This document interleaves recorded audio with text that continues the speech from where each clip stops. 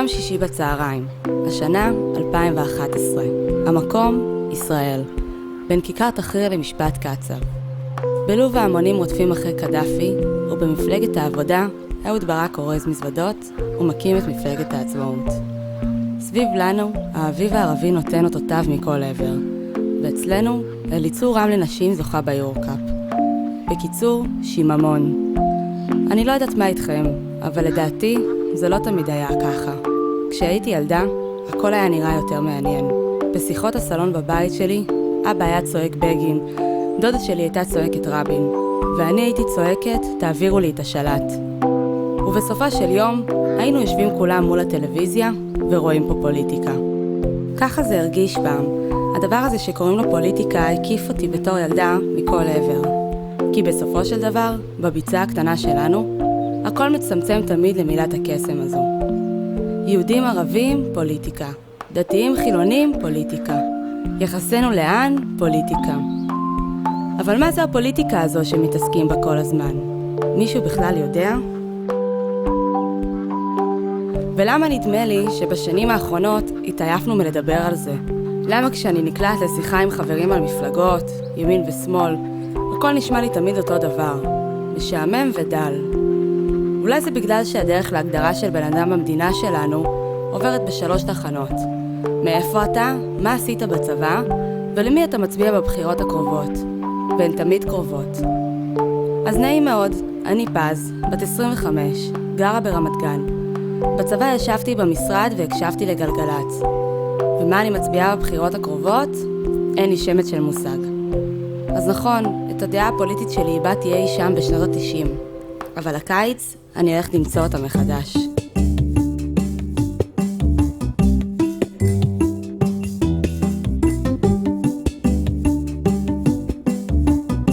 אומרים שהדרך הטובה ביותר לפתח לעצמך דעה פוליטית היא תנועת נוער. אז לבשתי לבן והצטרפתי לצעדת ה-1 במאי.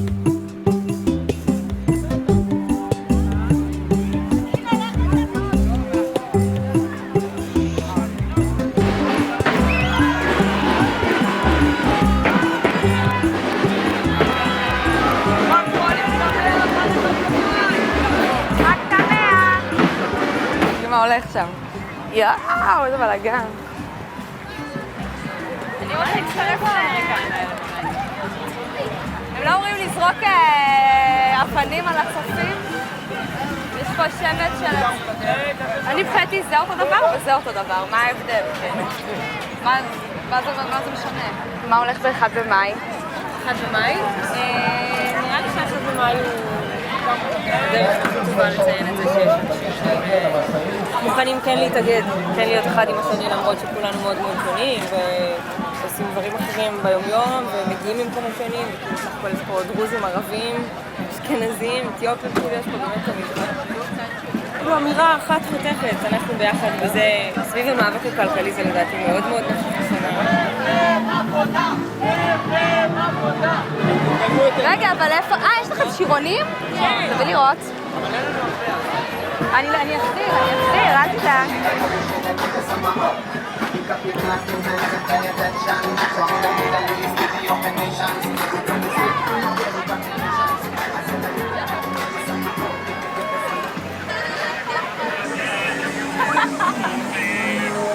תמיד משבחים את תנועות הנוער.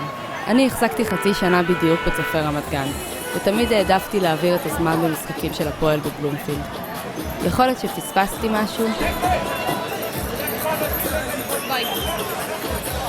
אני רוצה לשמוע מחיאות כפיים חזקות לאופיר מסניף נתניה. הוא הדי-ג'יי שלנו היום. כולם לקפוץ ביחד, לעשות שמח. חג 1 במאי 2011.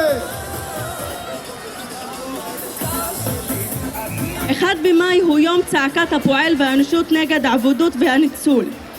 יש אשר חושבים שימי העבודה תמו ועברו, אך לצערי אין הדבר כך. אלא אנחנו סובלים מעבודות מודרנית אשר סימנה מופיע בגידול בשיעורי האבטלה, בפערים ההולכים ומתרחבים בין עשירים לעניים, עד כדי שחיקת מעמד הביניים, או כאשר האדם הפשוט אינו יכול לעבוד ולהתקיים בכבוד. هو ضحايا اليتيم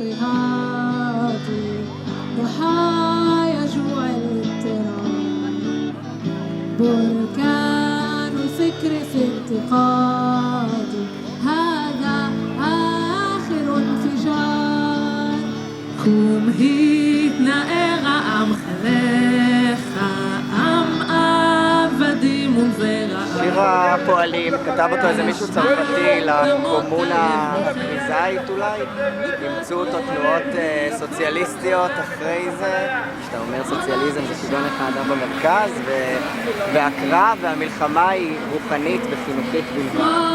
ויש פה איזושהי שאיפה לקרב אחרון, כאילו אפשר להתייחס ולהגיד וואו, אומרים קרב, אבל בעצם כשאתה נושא איזושהי תפילה לקרב אחרון בעולם, אתה אומר שהוא דווקא הקרב על המעמדות ועל הנפש, אז זה נראה לי דווקא משהו שמסמן את קץ המלחמה והאלימות. איזה יופי, באמת, מחמם את הלב. אבל הבטחתי לעצמי שאני אמצא דעה פוליטית, אמיתית, עם שטחים, 67, כל החבילה. אז קדימה, אני עוברת את הדבר האמיתי.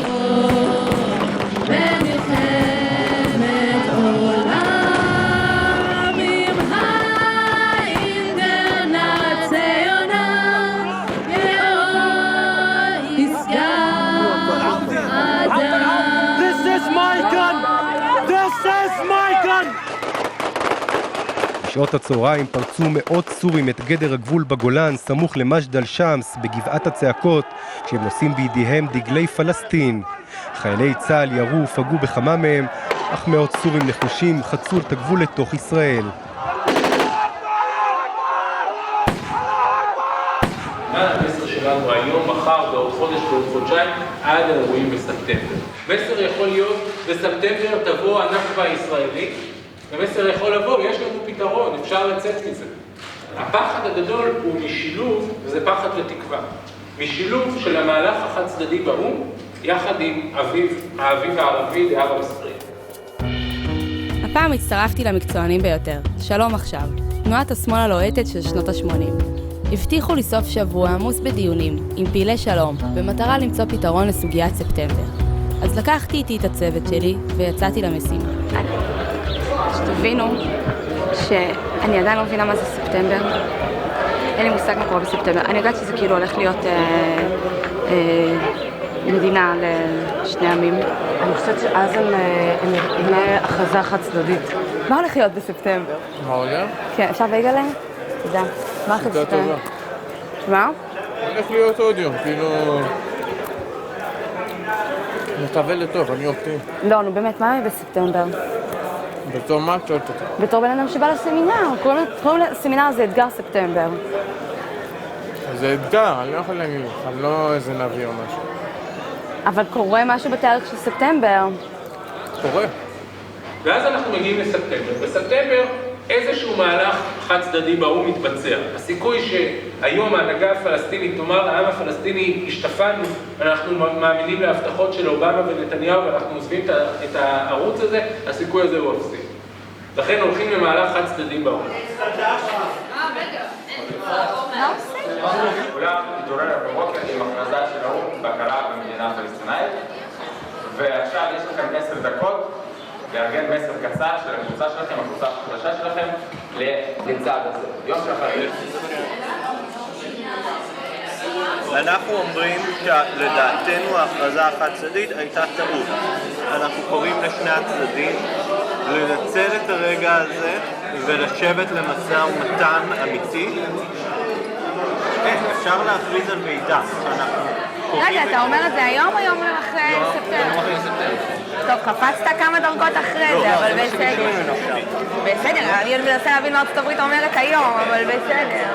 שנייה, בואי נחבר אותה. נו. ארצות הברית, אובמה נתן נאום מאוד מאוד תקיף אתמול. אוקיי. שהיה מצד אחד קו מאוד ברור של פתרון של שתי מדינות על בסיס גבולות 67, וישראל צריך לעשות את הקרבות לקראת זה.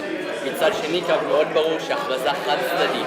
אוקיי. לא רק דרך שהפלסטינאים צריכים לדבר עם הישראלים ולא לנסות לכפות עליהם דברים, והישראלים חייבים לגשת לשולחן המשא ומתן מנקודת מבט אמיתית של ויתורים. מעבר לזה בהיבט של הסכם פתח חמאס. אוקיי. יודעת מה זה תנאי הקוורטט? לא. קוורטט זה הרביעייה הבינלאומית, לארצות הברית, האו"ם, האיחוד האירופי ובשם. אוקיי. בסדר? טוב, אז תעשו את זה, בסדר. שאנחנו מזמנים את שני הצדדים את ביבי ואת אבו מאזן לקמפ דיוויד מחר. למה לא? ארצות הברית נפרדה מספיק מקמפ דיוויד ספציפית ומוועידות כאלה הם לא ילכו לכנס ועידה. אז מסתבר ששלום זה לא דבר כל כך פשוט. החבר'ה בשלום עכשיו גרמו לי להבין שוודסטוק לא יהיה פה. הבחור שלידי הוא לא אביב גפן. ועם כל הרצון שלי להביא לפתרון לסכסוך, אני מודה שבין האכסניה פה בקיבוץ לבין עצרת האום הרגשתי קצת עבודה. נגד טרור אם הגיעו להסכם ב-67. יש גם נגד טרור עכשיו, אבל בהנחה שהגיעו להסכם לפי גבולות 67... אני חושבת שאתם צריכים לרדת לעם. מושגים שלכם נראים נורא ברורים כמו כיבוש ומדינה פלסטינאית. יש ציבור מאוד מאוד גדול בעם, שזה המושגים הכי בסיסיים אצלכם, שאתם אומרים אותם כל משפט שני, שעדיין לא ברור להם מה זה אומר. ואתם כבר הולכים רחוק יותר. אתם מדברים על ספטמבר ועל אום ועל מושגים הרבה יותר שהם קצת צעד אחד קדימה, שבן אדם כרגע לא מבין את המושגים היותר בסיסיים כאלה. הנאום שלי לא ריגש אף אחד, וגם בארוחת הערב המשיכו דיונים מרגשים בנושא הכל כך אהוב עליהם, השמאל הישראלי לעם. סוד ב-1848 הקורמים. מכיל 750 מיליליטר, 11.5 כהל נפח. איזה חפירות. לא, אתה כמו מה אני מרגישה? הייתי בהודו, בדרמסלה יש מקום שקוראים לו טושיטה. זה סוג של ויפאסנה של 10 ימים. קיצור, הייתי עם חברים שלי, והכל היה סבבה בפניו, והחלטתי שאני עושה את הטושיטה הזאת, את הויפאסנה הזאת. את? כן, אני. החלטתי שזה טוב לי, והליבודה זה דבר שמעניין אותי, והלכתי, וזה היה יום לפני גמר ליגת האלופות, ואנשים לא הבינו מה אני הולכת לדבר הזה. הלכתי, הייתי שם לילה אחד, סבלתי, מה זה סבלתי? סבלתי מוות.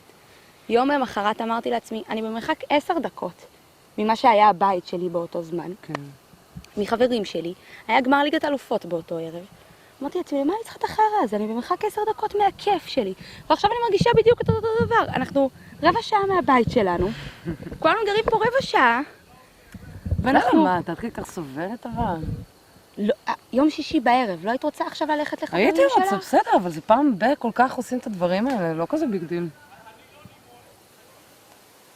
אלק, הם מביאים בירות.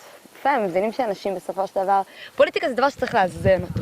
אנשים שמתעסקים באמת כל הזמן בפוליטיקה, אני לא מבינה איך הם לא באים הביתה וכל יום ומורידים ראש, כאילו, באמת. יכול להיות שהם עושים את זה. לא נראה לי, כאילו, איך אפשר כל היום להתעסק בדבר הזה? זה דבר שדורש אסקפיזם, באמת. יש פה חורת מלחיץ. סליחה, בסדר. זה, חמודי הזה? כן. תהיה זה חמוד. תעיפי אותו. אני? מה? את קטוצניקית.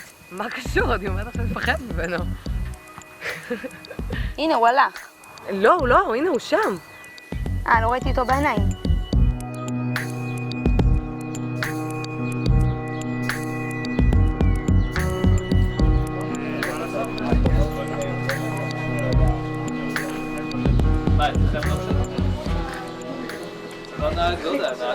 סמי, למה באת לפה? למה באתי? שלום עכשיו, זה פלטפורמה של אנשים שלא תופסים ביד רובה, סכין או רובה. ומה שלא פתר הלשון והעט לא יפתור האקדח והסכין או הסכין. אנשים פה באים להביע את דעתם, להקשיב אחד לשני, וזה פלטפורמה שוואלה כל אדם נאור ומשכיל וקצת אינטליגנט יכול לבוא ולהביע את דעתו, שישמעו אותו וישמע אחרים, וזה הדוח אתה מאמין בעמדות של שלום עכשיו? מאמין בהם? אני מאמין בעמדות שלי. מה? אז אבל אתה נמצא בסמינר של שלום עכשיו, אתה נמצא פה כבר יום וחצי. כן. אתה יוצא כפעיל של שלום עכשיו? אני פעיל של שלום בכל דרך אפשרי, אם יקראו לזה שלום עכשיו, ואם לא יודע איך יקראו לזה. יפעת, מה את חושבת? שבן אדם עכשיו רוצה להפוך להיות פעיל פוליטי, הוא מרגיש שהוא אדיש. ואין לו את הסמינר של שלום עכשיו, או סמינר של אם תרצו. מה הוא צריך לעשות? האמת, הדבר הראשון שהוא צריך לעשות זה להחליט שכל מה שהוא חושב שהוא יודע והוא חושב שהוא שמע לא נכון. הוא לא יודע והוא לא... לצאת מנקודת הנחה שהרבה מהדברים שהוא חושב על תנועות, לא משנה איזה, ימין ושמאל, לא בטוח שהוא נכון בכלל. ואז להתחיל לשוטט קצת באינטרנט ולהכיר את התנועה באמת. אני נתקלתי בלא מעט סיטואציות על תנועות שחושבים עליהן ככה ומסתבר שהן הרבה פחות קיצוניות, הרבה יותר קיצוניות. אז השלב הראשון זה להכיר ולהכיר באמת, להכיר את האנשים שבתנועה ולנסות ולראות אם זה מצליח ולדעת שלא תמיד מוצאים ישר את הבית.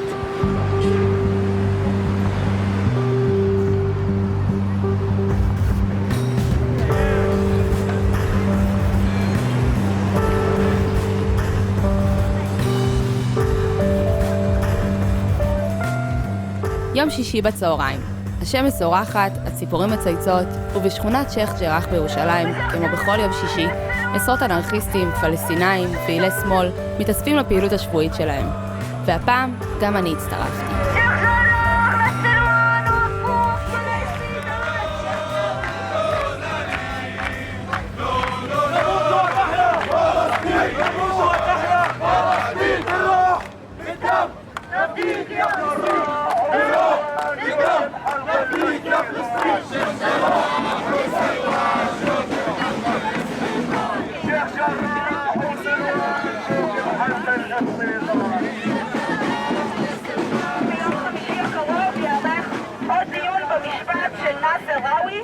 שאנחנו תכף נלך לבית שלו.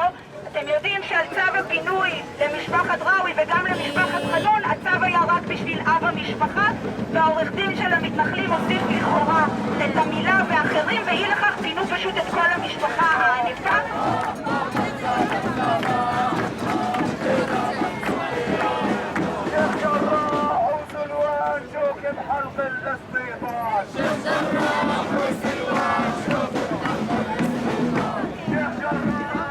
תאמינו או לא, כמה מתנחלים בדגלי פלסטין הצליחו לערער אותי. בכל זאת, זה לא בלומפילד פה. נסיעה של 10 דקות מהתחנה המרכזית בירושלים, ואני בתוך שדה קרב. זה כבר לא צחוק. אנשים פה נלחמים על חלקת האלוהים הקטנה שלהם. וכל מה שעובר לי בראש, זה מה אני עושה פה. תכירו את מאיה, פעילת זכויות אדם. בשבילכם, שמאלנית קיצונית. היא הכירה לי את סלאח, תושב השכונה. כדי שיעשה לי קצת סדר בבלגן. כמו אתם רואים עכשיו, אנחנו עומדים מול בית משפחת אל-ראוי. מה זה משפחת אל-ראוי? עכשיו אני אסביר לכם בהתחלה מה קורה עם השכונה. מתי זה היה? זה בשנת 2008. עכשיו, זה הפינוי הראשון. הפינוי הראשון בשייח ג'ראח. בשנת 72 יתחילו חברה מתנחלים הספרדים שאומרים, טוענים, זה אדמה שלהם וזה שטח שלהם.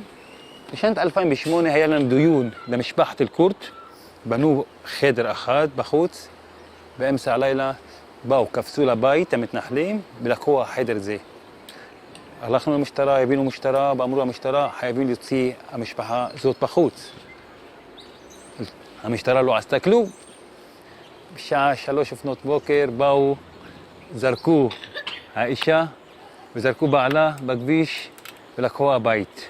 בואו נמשיך הלאה שתבינו איפה הבית השלישי של המשפחת חנון. נראה לי שתסביר לנו מפה כי תכף תתחיל ההפגנה. יש זמן להפגנה. כן? מאיה, לא, תחזירי אותה. הילדים לא באים בדרך כלל להפגנה? אני לא מביא אותם. מתי עוצרים אנשים ועושים בלגן, אני לא רוצה לסבול עוד פעם שהילדים שלי, מתי לקחו משפחת חנון, ישנו אצלי במיטה שלי 4 חודשים, וכל הזמן היו קמים באמצע הלילה, והם, בבא, מתי המשטרה, הם רוצים לקחת בית שלנו, ואם את שמת לב עכשיו איך משחקים עם מאיה, רגיל, רק קודם היו מפחדים מהישראלים. אני התחלתי לעבוד עם החבר'ה שלנו הישראלים, התחלתי אני בהם ב-20 איש. ולאט לאט יתחיל המספר גודל וגודל, שהגענו למצב, כל יום שישי יש לנו 600, 700 איש. יש הרבה מהישראלים שהם לא מרוצים מהממשלה, מה הולך, הממשלה הגזענית זאת, הם לא רוצים זה, בגלל זה הם רוצים אנחנו לחיות ביחד. מה חשוב לי? אני, לא חשוב לי אחד בא מחוץ לארץ לי כאן. אני חשוב לי מישהו, אני חי איתו. אני כל יום אני רואה אותו. יהודים וערבים מסרבים להיות טובים.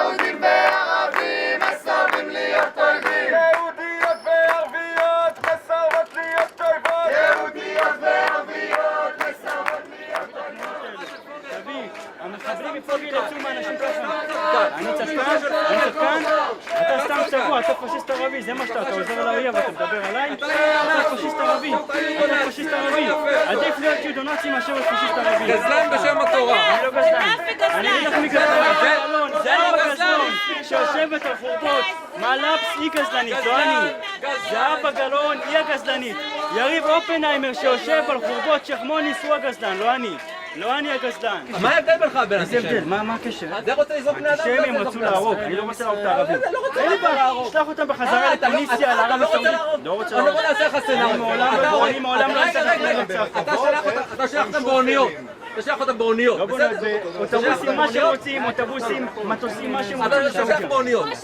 אתה יורה. למה אתה מכניס יורה? למה כל דבר כל גירוש בסוף הוא יריות. תראה לי גירוש בלי יריות. דיר יאסין למשל.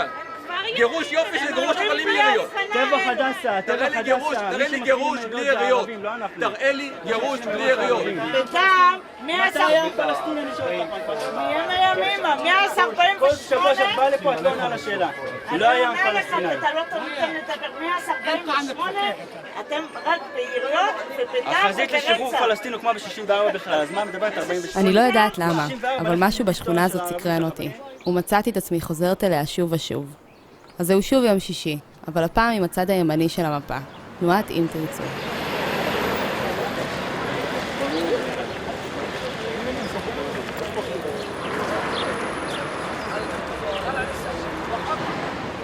טוב חברים, קודם כל ממש כיף לראות את כולכם. מי שלא מכיר, שמי רונן, היושב ראש אם תרצו. כמה מילים, היום יש לנו 13 סניפים ברחבי הארץ, באוניברסיטאות, כשאנחנו מתעסקים בהסברה ציונית. אם אנחנו מסתכלים על הסילבוסים באוניברסיטת בן גוריון במחלקה לפוליטיקה וממשל, כשאתם תלכו ללמוד מדינאות ומדעי המדינה באוניברסיטת בן גוריון, אנחנו נלמד ברוב המקרים שציונות זה סוג של קולוניאליזם. זה מה שמלמדים שם. אז יש כנס שנתי של המחלקה הזאת בראשון שני השבוע. תנחשו מי מוזמן לכנס הזה. מי שוברים שתיקה דרך בצלם, מעדאלה ועד זוכרות. זה האווירה.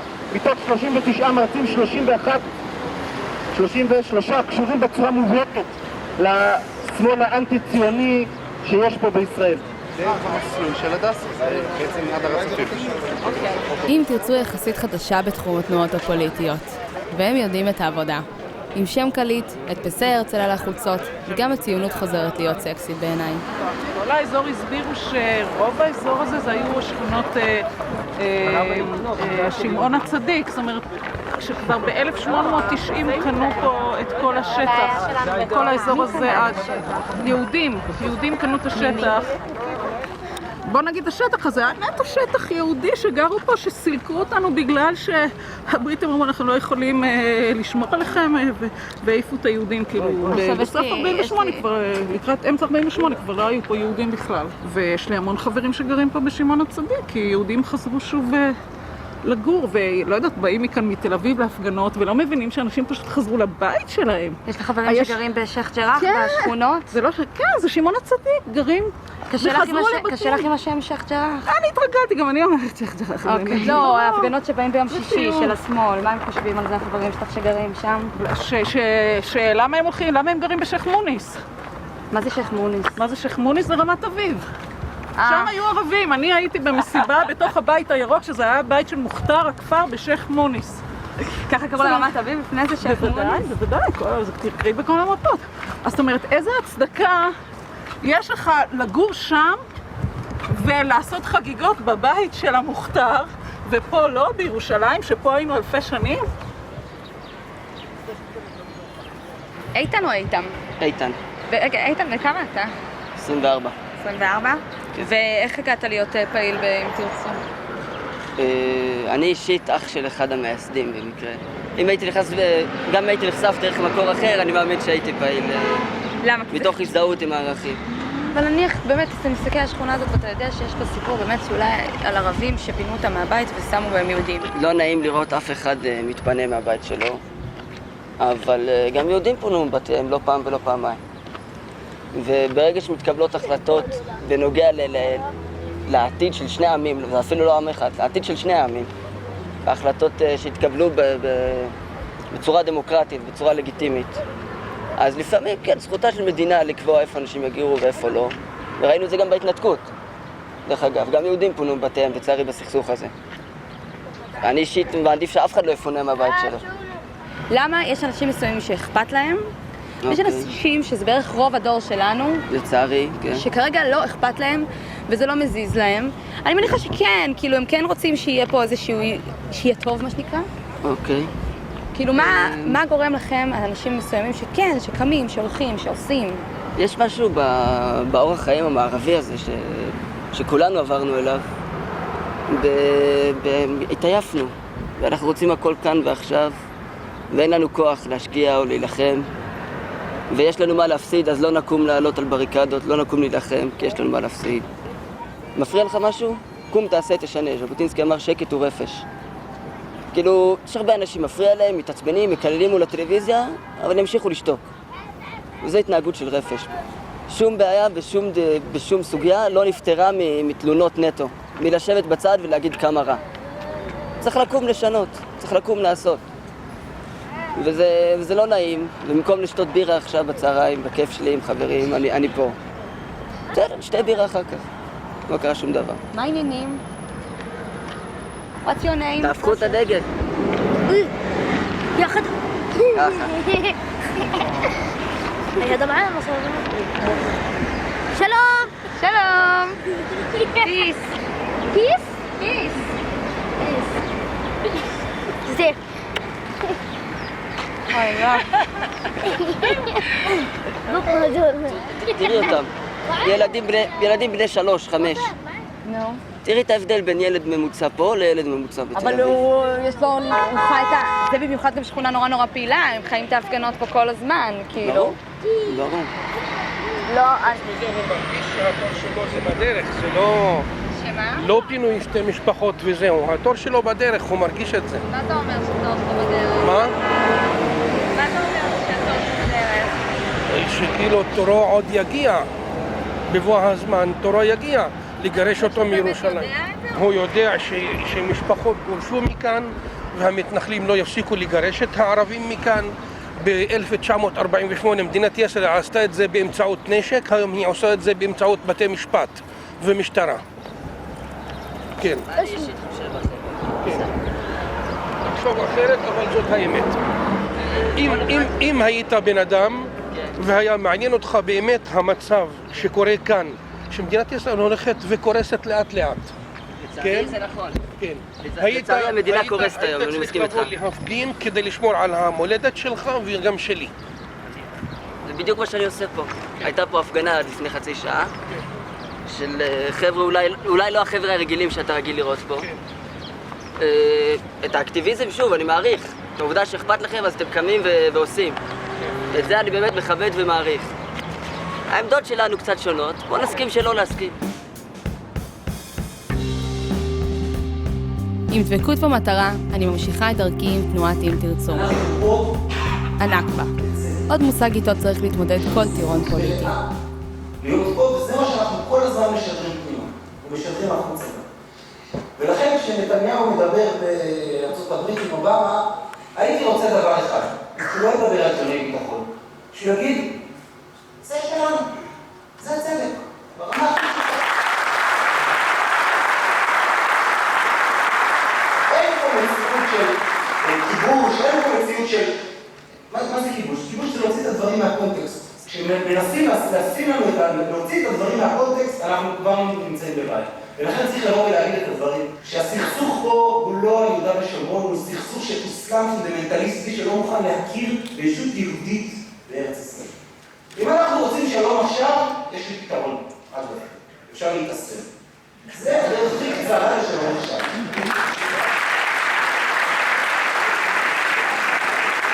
במשפט אחד על הקמפיין האחרון שלנו. הקמפיין האחרון שלנו נגע בעניין הכי בסיסי, בתחושת הצדק שלנו. כל הרעיון של להכניס את הנכבה לתוך השיח הציבורי נועד לדעת באנו רגשות אשם על זה שניצחנו במלחמה. וצריך להזכיר את הדברים הפשוטות. הערבים הם אלה שסירבו להחלטת החלוקה, הערבים הם אלה שתקפו אותנו, ולכן האחריות המוסרית לאסונם היא עליהם. תודה רבה לכם.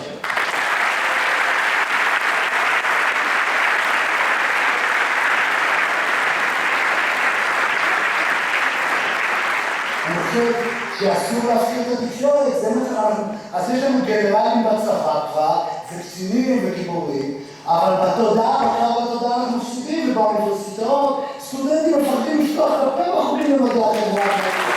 מפחדים! ושם זה שונה. לא חושב, להגיד למה גולדון, פרופסור, דוקטור, או מה שלא יהיה, לחתיכת צבוע, גם לקחת כסף במדינה וגם להחזיר אותה.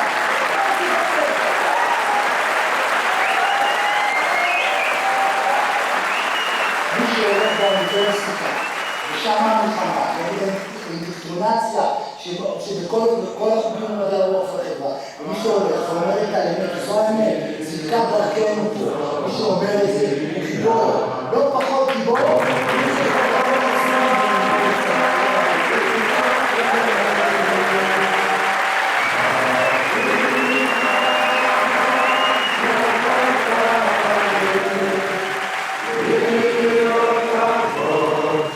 אני מקשיבה להם, ואני כל כך רוצה להיות חלק מזה. החיים שלי יהיו הרבה יותר קלים אם הייתי קצת יותר ציונית והרבה פחות צינית.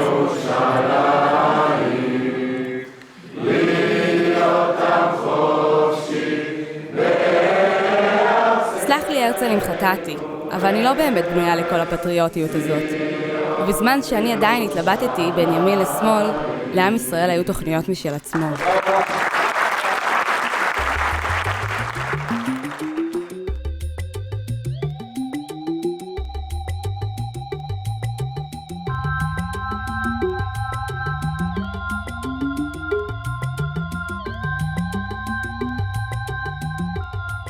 יולי 2011, שדרות רוטשילד.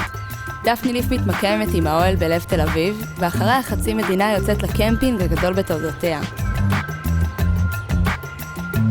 אותי זה בעיקר בלבל. אני מתרוצצת מהפגנה להפגנה, עם תנועות שבקושי מגרדות את 100 איש, ופתאום זה הופך לטרנד החם של הקיץ. לא אמרנו אדישות, לא אמרנו שלאף אחד לא אכפת. פתאום כל אחד נהיה לי אקטיביסט.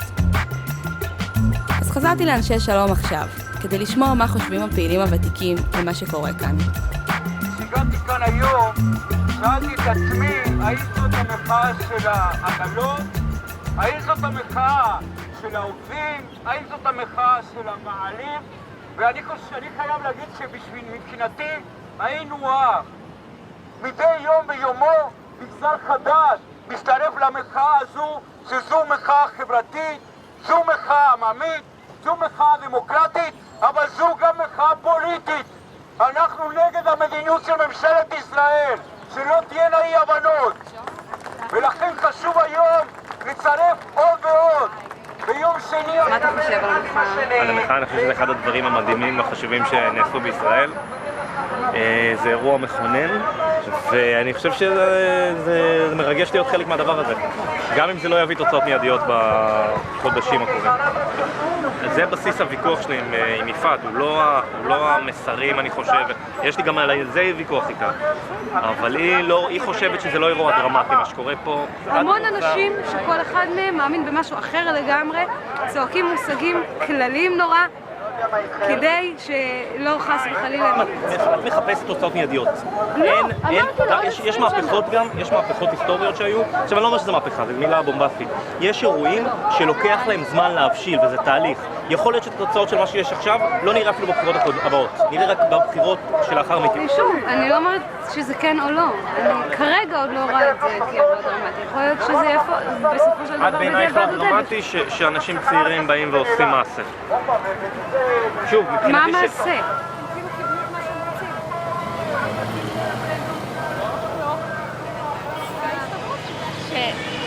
שזה באמת מראה כמה המחאה הזאת יצאה מכלל פרופורציות. מה הקשר עכשיו במחאה לזה שאבות גרושים, שאימהות הוציאו נגדם צו הוצאה לפועל, כאילו, באמת. זה באמת קצת יצא מכלל פרופורציות בדבר הזה. אין שום קשר לדבר הזה. הם רק ראו מצלמה עכשיו, התנפלו כאילו איזה 10 גברים כרגע. אבל חשבתי לך יש צדק חברתי ויש צדק חברתי. בבקשה, זה בדיוק העניין, צדק חברתי. זה כמו שאני עכשיו אקח את המחאה של מה שקורה לי בהפועל, ויגיד על זה שתביב דפק אותנו ואני אקים פה... אתה הקשבת הכי טוב בטח למה שקרה פה עכשיו. אתה הקשבת... המוזיקה הזאת. זה לא היה נראה לך קצת כבר יותר מדי, כאילו להכריע עכשיו לתנאים של גירושים והוצאה של צבא... חינוך, דיור, מחירים ויוקר שבמדינה, זה עוד איכשהו נכנס לאיזושהי מסגרת פורה. מה עכשיו? לא יודעת, זה היה לי יותר מדי. חוץ מאלה שמחליטים. ביבי הוא מחליט, הוא לא יכול להיות. אז גם מתנחלים צריכים להיות פה. מתנחלים חייבים להיות, פה הם הראשונים שלנו. אז מה יש פה? מה המטרה של זה? לספר שירה? לפרוק? מחליט הכל. מה אלה, בבקשה?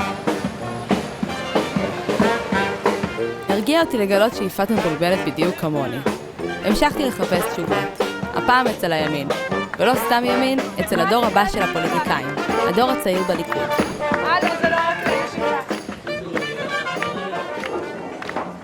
זה לא פשוט שיש כרגע מחאה בארץ, שהמחאה הזאת שייכת לדור הצעיר של ארץ ישראל, של מדינת ישראל, ואנחנו הדור הצעיר בליכוד. הדור הצעיר שמוחה נגד הליכוד, איתו אנחנו צריכים להתמודד. המחאה, לפחות בתחילתה, הצטיירה מאוד נגד הממשלה. היום זה כבר השתנה, תודה לאל. איך אנחנו מבהירים לאנשים שנכון, המצב לא טוב, כי שכנע אותם שהמצב טוב אי אפשר, למרות שבתל אביב המצוקה הכי גדולה היא מצוקת חנייה, אין מה לעשות, אבל אי אפשר לשכנע אותם איך המצב טוב, אלא איך אפשר לשפר את המצב. וואלה, קורה פה משהו במדינה, ואני נקרעת, וואלה, אני חיה את המצוקה הזאת, הרבה דברים לא צודקים. מצד שני, אני גם לא רוצה לצאת נגד הממשלה שלי, אני גם לא חושבת שצריך לצאת נגד הממשלה. אז איפה אני נכנסת בתוך זה? אני מרגישה שאני לא עושה כלום. אני לא רוצה לא לעשות כלום. כפי שהבנתם, הליכודניקים היו במלכוד, הנאמנות לממשלה. ולכן חזרתי לאחיי הימנים, אם תרצו, שארגנו הפגנה ברוטשילד. יש הרבה פתרונות אמיתיים שיכולים לסייע למשבר החברתי, וזה ניתן ללא הפלת הממשלה. אפשר לעשות הרבה דברים בעניין הדיור. דרום תל אביב כולה ריקה, אין שם יהודים יותר. כולם לא דרום תל אביב. צדק חברתי, כל העם דורש צדק חברתי. שואלים אותנו, את הציונות, שואלים בשבועיים האחרונים, איפה אתם במאבקים החברתיים? אנחנו אומרים להם, אנחנו יום שם. אנחנו רוצים שיתנו לבנות ביהודה ושומרון. אנחנו רוצים שיתנו לבנות בכל מקום בארץ שבו היהודי רוצה להסתכל.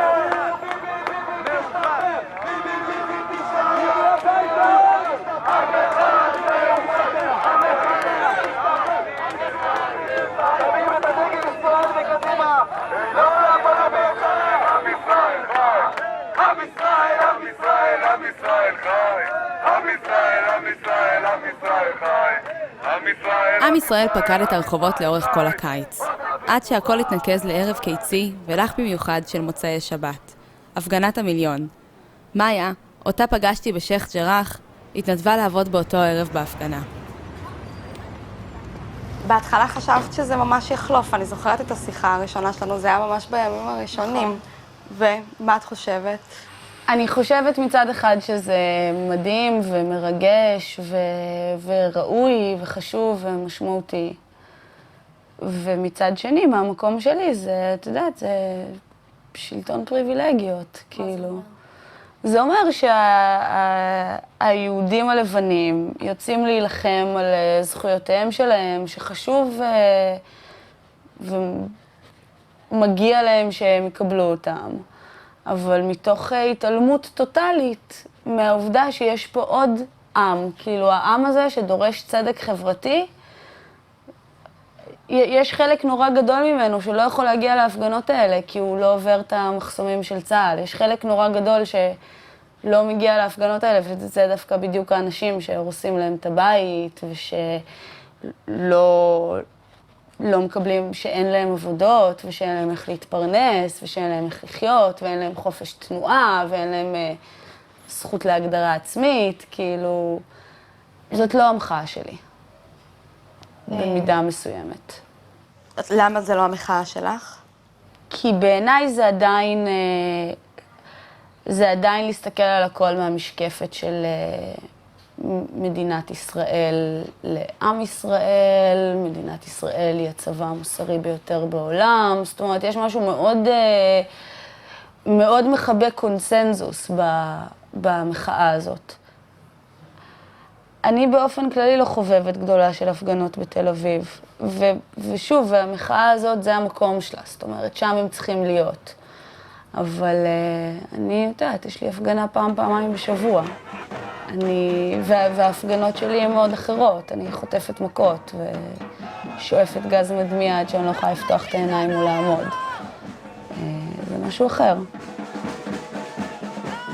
הפגנה זה כיף או עבודה? זה לא כיף. לא. אין שום דבר כיף בגז מדמיע.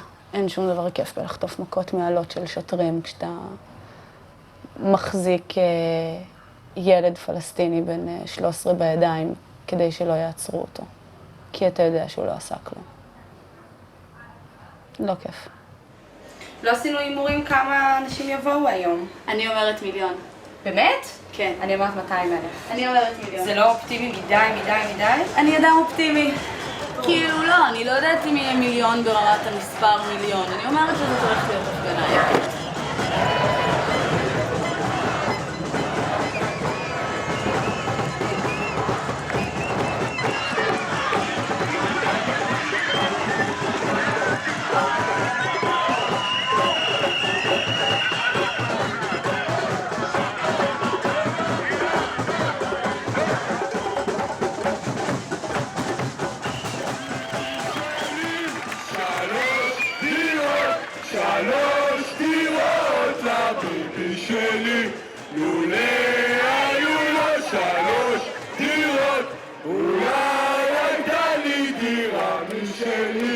חברים, מה שמתקרב עכשיו. חברות וחברים, אנחנו שומעים את הצעדה שמתקרבת לפה וצועקת מי זה בא? מדינת הרווחה! מי זה בא? מדינת הרווחה!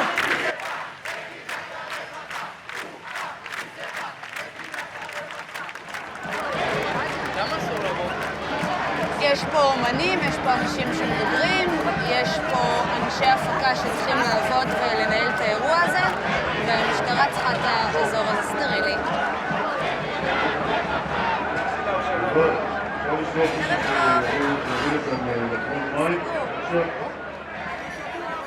אמרו עלינו הרבה דברים. אמרו שזו ההפגנה האחרונה ושהמחאה הזאת עומדת להיגמר. עכשיו אנחנו רוצים את כולכם עם ידיים באוויר כולם! עד הסוף, ידיים באוויר! העם דורש צדק חברתי! העם דורש צדק חברתי! העם דורש צדק חברתי! העם דורש!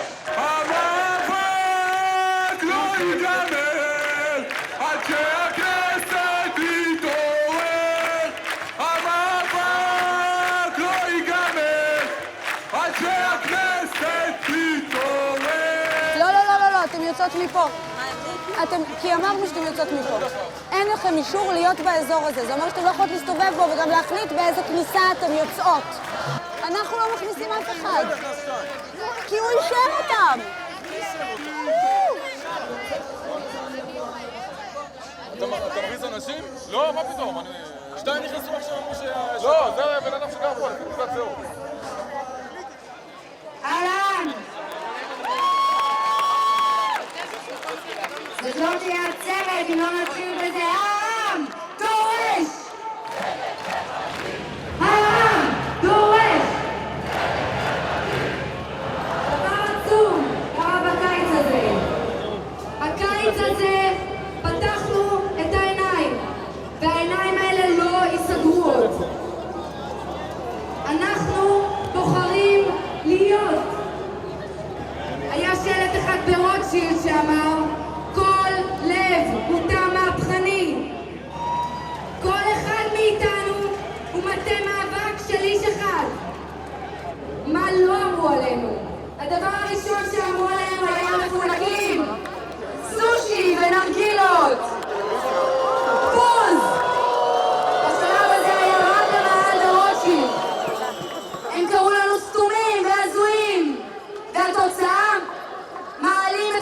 לקום בכל הארץ. לא הייתה להם ברירה, אלא להבין שזה דבר גדול יותר. אני לא רוצה להיות בעסק. אני לא בעסק, מה זה? לא, אתם לא נכנסים. אני לא רוצה להיות בעסק הזה. אז תצאי החוצה. איך? משם. אז אמרו לנו שאנחנו שמאל קיצוני. ניסו להגדיר אותנו. מאיפה הם יודעים מי אני? מאיפה הם יודעים מי אתם? מה זו החוצפה הזו בכלל? והתשובה הזו לא באה ממני ומהחברים שלי. היא באה מהמעלים שקמו בשכונת התקווה, בצ'סי כהן, בקריית גת, בקריית שמונה, במודיעין, ברהט, בקלנסווה, בירושלים, בחיפה, בבית שאן, ובירוחם, ועוד עשרות מקומות. כולנו, בכל הארץ, הבנו שאין ימין ושמאל, כולנו משרתים!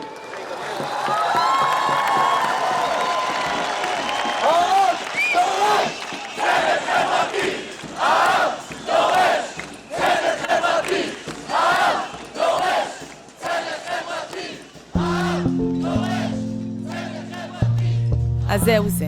המסע שלי לקח אותי לטיולים בכל הארץ, ומגיע לסופו בלב תל אביב. קצת אירוני, לא?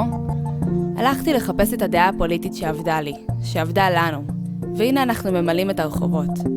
פגשתי פעילים שכל עולמם הוא העמדה הפוליטית שלהם, ובאמת קיוויתי שאני אהפוך להיות כזאת. אבל פתאום, בתוך ההפגנה הענקית הזאת, נראה שאפילו הם יכולים להרגיש טיפה אבודים. אם לרגע חשבתם שבסופו של המסע, אני אגיד לכם מצאתי, אני ימנית או שמאלנית, אז תשכחו מזה. עדיין אין לי מושג. אולי גם לעולם לא יהיה לי. אז למה לקחתי אתכם איתי את כל המסע הזה, אתם שואלים? כי בסופו של דבר כן מצאתי משהו. מצאתי אותי. מצאתי אותנו. מצאתי 400,000 איש לפחות, שמשהו כואב להם והם יוצאים לרחוב כדי לצעוק אותו. תגידו מה שתגידו, אבל לנוכח דבר כזה, גם הציניות שלי עומדת דום. אנחנו דור כזה, שלא מפסיק לחפש. ההורים שלנו נשארו נאמנים לאותה מפלגה 40 שנה, ואנחנו אפילו לא יודעים מה נעשה כשנסיים ללמוד. אז כן, הדעות שלנו יכולות להשתנות משנה לשנה. אבל זה בסדר, אני רגועה. כי עכשיו אני יודעת שאם משהו באמת בוער לנו, אנחנו שם.